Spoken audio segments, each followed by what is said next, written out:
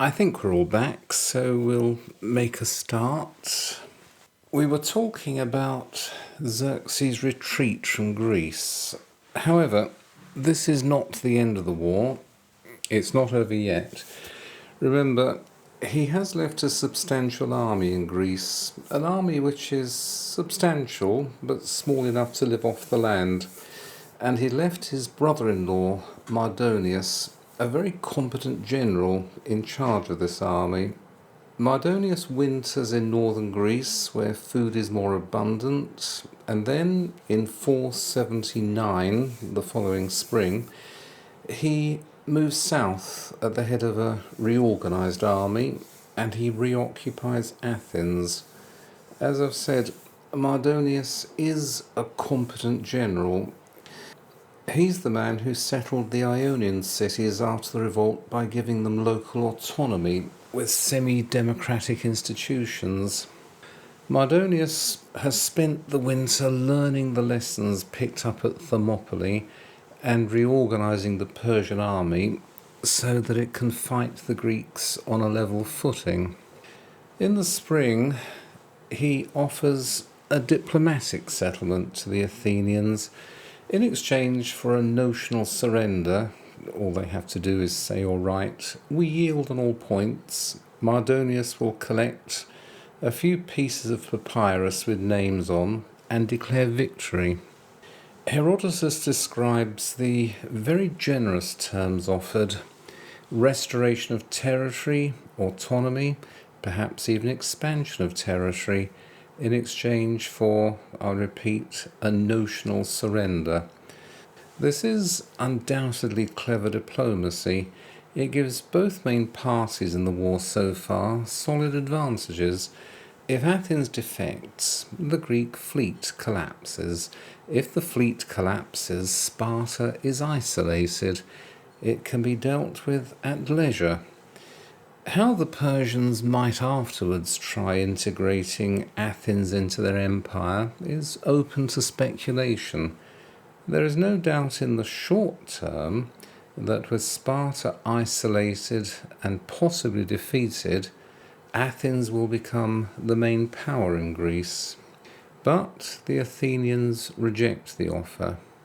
Herodotus reports their response in language worth quoting: "They will not betray Greece, no matter how many times the sun changes its course." This is rhetorical, but it reflects political calculation. Athens cannot trust Persia. Even if offered autonomy now, it would be subordination in the long term. And so diplomacy fails. That is why Mardonius advances south in the spring. Athens is evacuated a second time. The Persians burn what remains. The second destruction has symbolic weight. Athens is not merely damaged, it is deliberately erased twice. And yet, politically, Athens continues to exist, even if its population is living in shanty towns on the islands in the Saronic Gulf. You could call it a remarkable demonstration of civic resilience. The Athenians beg the Spartans to help. The Spartans say, "Oh, hold on, we're not going north of the Peloponnese. There is no longer a serious threat to us from the Persians, so I'm afraid you'll have to deal with this by yourselves." The Athenians still refuse the offer from Mardonius, but they may not have much choice ultimately, because without Spartan heavy muscle to back up the refusal, it's pretty worthless. Then the Athenians, and that means Greece, and it means us by extension, have a stroke of luck. Remember, Leonidas is dead. His son is a child, and the Spartans need a regent to fill up the vacated place. Pausanias, the Spartan commander of the land forces, becomes the regent. He insists that for all manner of reasons, honour, and of course the more enlightened interest of Sparta itself, requires the Spartans to send an army, an adequate army this time, north of the Peloponnese to see off the Persians. He gets his way, the Ephors give in, the committee of old men gives in, and Pausanias is allowed, in the late summer of 479, to raise and lead the biggest ever Spartan army that left the Peloponnese. 50,000 men, according to Herodotus, march off to Attica in August 479. This mobilization is crucial. Without it, Persia could consolidate in central Greece. The numbers are notional. We don't know what the numbers were. It may have been considerably less than the numbers that I give on this slide, but it says 108,000 Greeks to 200,000 Persians. It does sound like more inflation, but whatever their size, the parties meet at Plataea, which is to the west of Thebes. The Greeks and the Persians come face to face in a land battle, not a land battle with a narrow pass. They meet, however, on the field of battle. Mardonius, remember, has spent the whole winter retraining and refitting his army so that it can fight the Greeks on a level footing. There is no doubt that the Persians fight in this battle with great bravery. They are very well led by Mardonius, as ever. I do want to insist that the Greeks were not up against an army of effeminate cowards, or that they were led by some effete, greasy, oriental grandee. It does no good to the Greek achievement if we underestimate just how effective the Persians were at their best. But the Persians are up against a very large Spartan army, and I suppose I should emphasize, whatever you want to say against the Spartans on account of their domestic arrangements, it doesn't abolish the fact that the Spartans probably made up the best army in the world at this time. Think of them as bad neighbours. You may not like having them next door, but they are certainly useful when a mob comes to burn the whole street down, and they turn out with machetes and all their tattoos on display. The outcome of the Battle of Plataea is that the Persian army is annihilated, and Mardonius himself is killed in the battle. The battle was hard fighting all the way, and Pausanias eventually took advantage of a tactical slip by Mardonius. But the superiority of Greek weapons and Greek tactics and Greek discipline was confirmed. The Persians have now had the final lesson they need in Greek fighting, and that is the end of the Persian invasion of Greece.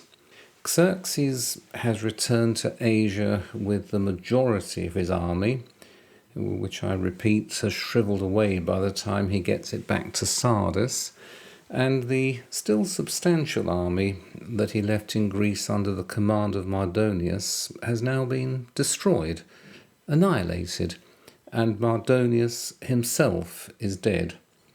That is the end of the Persian invasion. It ends with an overwhelming Greek land victory. There is one of my artificial intelligence-generated images showing the Spartan advance at the battle. Not bad, but there on the left you have a contemporary representation of a fight between a Greek and a Persian, and of course the Persian has to lose because this is a Greek painting. But you can see that the Greek has an obvious advantage. He's covered in body armour, he has a large shield, he has a heavy sword. The Persian has quilted armour, which is fine for mobility, but that is no good in hand-to-hand fighting with a Greek. The Persians didn't really stand a chance at the Battle of Plataea. Or perhaps they did. Perhaps it was simply that tactical slip that Mardonius made, and that was the end of them, but it was the end of the land invasion. If we turn to sea operations, the tradition is that there was a battle on the same day as Plataea at Mycale in Asia Minor. A Greek fleet under the Spartan king Leotychidas arrives off Samos. Remember, that's the place where Polycrates was the tyrant. The purpose of the Greek fleet is to continue the attack on the Persian fleet in the Aegean. The Persian fleet was in a poor state of repair, so the ships were pulled onto the beach, and they were protected by a large but a very dispirited army of 60,000 men. The Spartans decide to attack the Persian camp. There are not many Spartans, a few thousand at the most. The Persians look at this small Greek army, and they suddenly take heart, and they counterattack. Once again, Greek tactics, Greek armour, Greek discipline, they show their advantage, and the Persian army is destroyed. The Persian ships are abandoned, and then they're captured and burned by the Greeks. After this, the Persians lose control of the Aegean, and that is the end of the Persian threats to Greece. Their armies have been driven out of Greece, and now their fleets have been swept from the Aegean Sea. Yes, this is a significant battle. Salamis weakened Persian sea power. Mycale destroys its immediate operational capacity in the Aegean. The Persians withdraw fully from mainland Greece. There will be later Persian interventions in Greek affairs. Some of these will be notable and successful, and they will not be to Greek credit. But the attempt at direct conquest has failed, and the Persians never try that again. The mainland is secure, the Greek coalition has survived. But survival now produces a new question. Who leads? Sparta has provided land strength, Athens has provided naval power. The fleet remains mobilized, the war is no longer defensive. Persian forces do remain in the Aegean Islands and in Asia Minor. Greek states in Ionia look to mainland Greece for protection. The defensive alliance now has the opportunity to become an offensive league. It will turn out well for the Greeks who are still under Persian occupation, but the benefits will not come at the hands of a united Greece.